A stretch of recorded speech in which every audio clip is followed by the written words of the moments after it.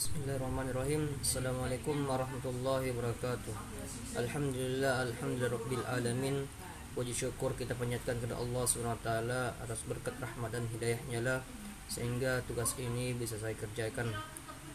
Salam dan salawat semoga selalu tercurahkan kepada baginda Nabi Muhammad sallallahu alaihi wasallam.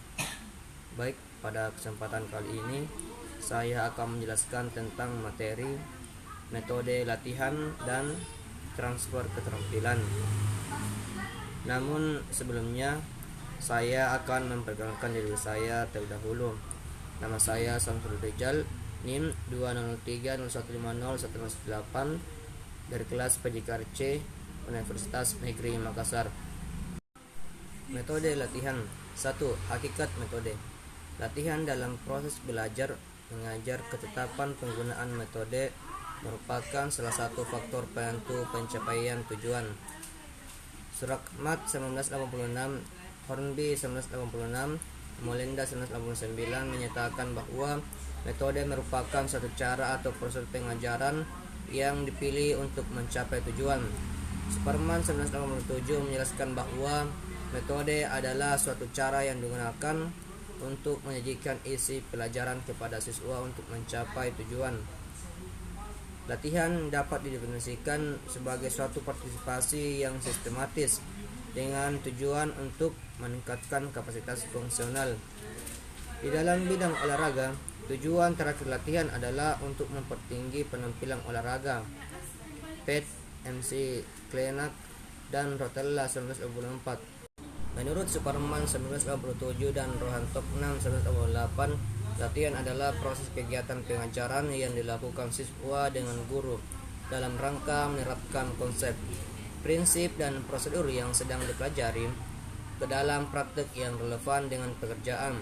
Dengan demikian, dapat dinyatakan bahwa metode latihan adalah suatu cara yang sistematis dan terencana yang berfungsi sebagai alat untuk meningkatkan fungsi fisiologis, psikologis, dan keterampilan gerak agar memiliki keterampilan yang lebih baik pada suatu penampilan khusus. Metode latihan bagian. Metode latihan bagian adalah salah satu cara perorganisasian bahan pelajaran dengan menitik beratkan pada penyajian elemen-elemen dari bahan pelajaran. Menurut Singer 1980, metode bagian adalah suatu cara latihan yang bertitik tolak dari pandangan bahwa suatu latihan dapat diberikan menurut bagian-bagiannya. Tahap-tahap latihan seharusnya dipermudah dan dibagi-bagi.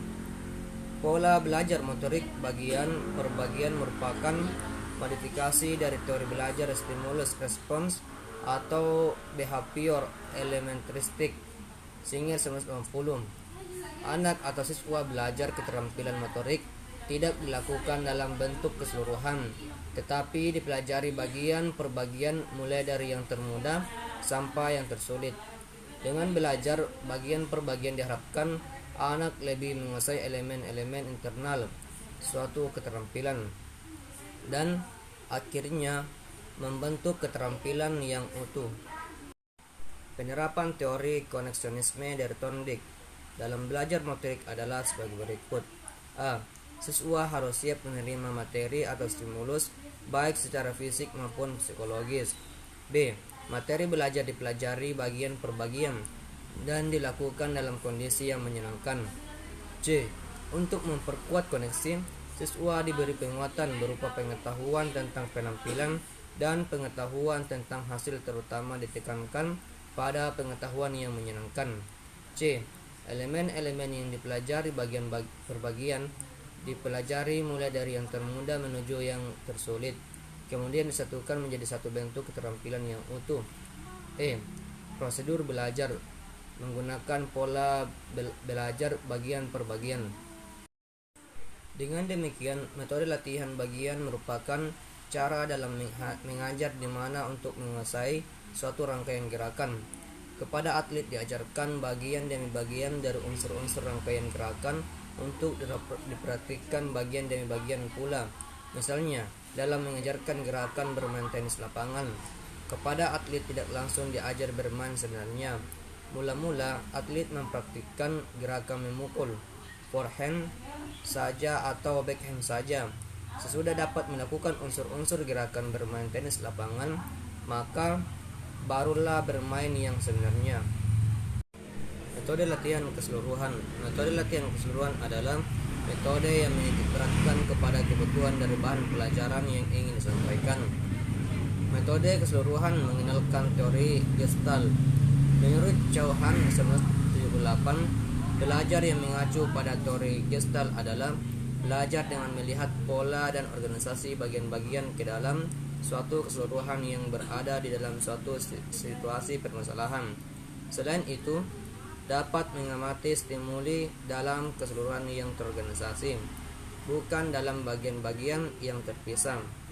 Bagian yang dipelajari hanya bermakna dalam rangka keseluruhan. Menurut Singer 1980, Lutan 1988, metode keseluruhan adalah lebih menguntungkan bila kegiatan itu lebih sederhana dan tersusun dengan baik. Menurut Bonner dan Hilgard 1981, pola pengamatan metode keseluruhan selalu tertuju pada keadaan sederhana, keadaan seimbang, keadaan yang stabil, dan segala kejadian mempunyai tujuan. Dengan demikian dapat dikemukakan bahwa metode keseluruhan melihat belajar sebagai suatu kemampuan individu untuk melihat hubungan-hubungan yang berarti dan terstruktur dari situasi. Selain itu, dalam metode keseluruhan, subjek mendapat insik, yaitu 1.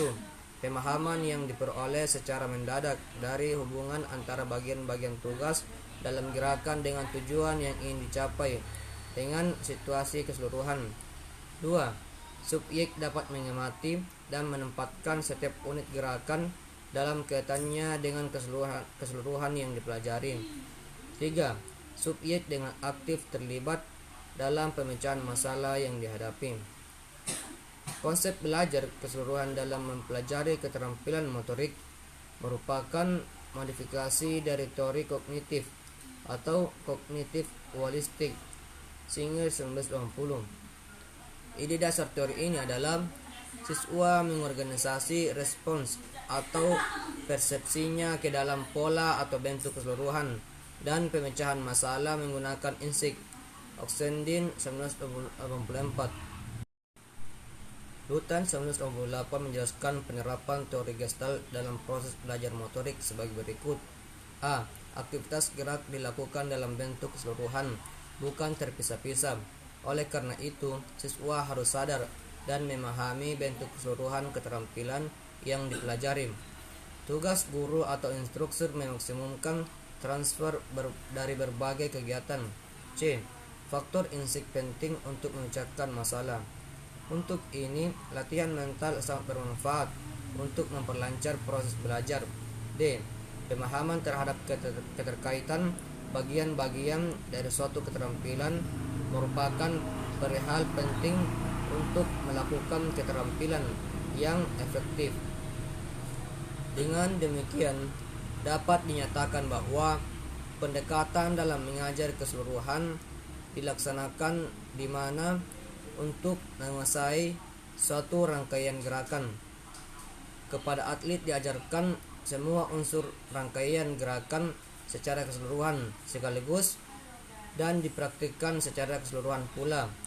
Sebagai contoh, dalam mengajarkan gerakan bermain tenis lapangan, atlet langsung diajar bermain sebenarnya, tidak perlu dilakukan bagian demi bagian. Method practice. Pengaturan giliran dalam latihan merupakan salah satu faktor yang penting.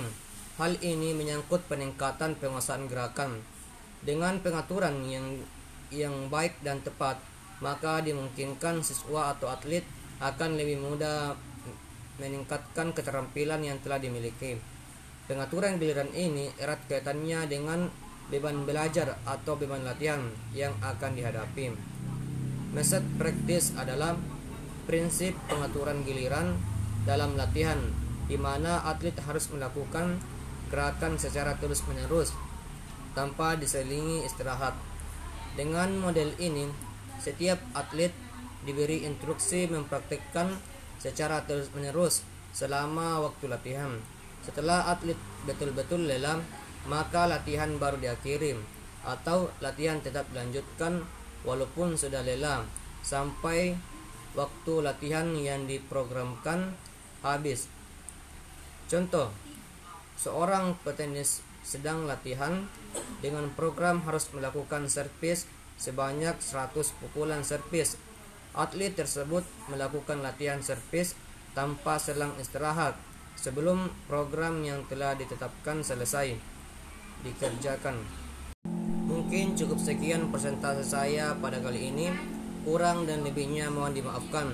Semoga materi ini dapat bermanfaat untuk kedepannya. Wabillahi taufiq wal hidayah. Assalamualaikum warahmatullahi wabarakatuh.